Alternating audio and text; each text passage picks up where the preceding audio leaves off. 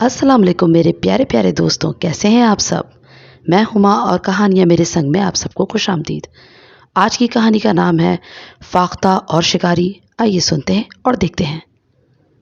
एक शिकारी जंगल में दिन भर शिकार की तलाश में मारे मारे फिरता रहा, मगर इसे कोई शिकार नहीं मिला। मायूस होकर एक दरख्त के नीचे बैठ गया ताकि थकावट दूर कर सके। अचानक एक फाख्ता इसके सामने वाले दरख्त पर आकर बैठ गई।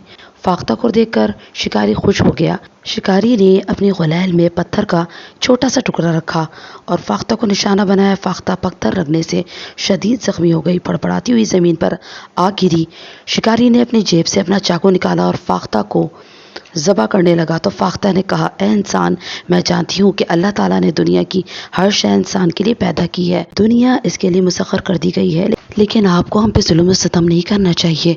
मेरे 4 बच्चे हैं और मेरी पड़ोसन को एक शिकारी ने मार दिया, तो इन बच्चों की जिम्मेदारी मेरे ज़िम्मे है। उनको खाना पिलाना मैं देती हूँ। अगर आपने मुझे मार दिया तो उन्हें खिलाए पिलाएगा कौन? इसलिए आपके ज़िम्मे 4 बच्चों का कत्ल आएगा। तो ये जुल्म नहीं। तो शिकारी बहुत हैरत में चला जाता है और कहता है, बीस फाख्ता ने बहुत अच्छी बात की है। फाख्ता उसको अपना घोंसला दिखाती है और शिकारी कहता है कि मैं अब तुम सब की देखभाल करूँगा और दाना पानी दूंगा।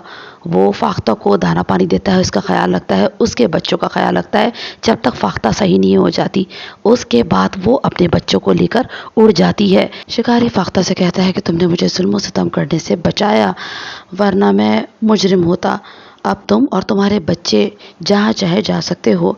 मैं तुम्हारा पैगाम दूर दूर तक फैलाऊंगा ताकि लोगों को ये बात मालूम रहे कि जब परिंदों चरिंदों के अंडे बच्चे देने का वक्त हो तो इन्हें मत हलाक करो, वरना इनकी नस्ल आहिस्ता आहिस्ता ख़त्म हो जाएगी।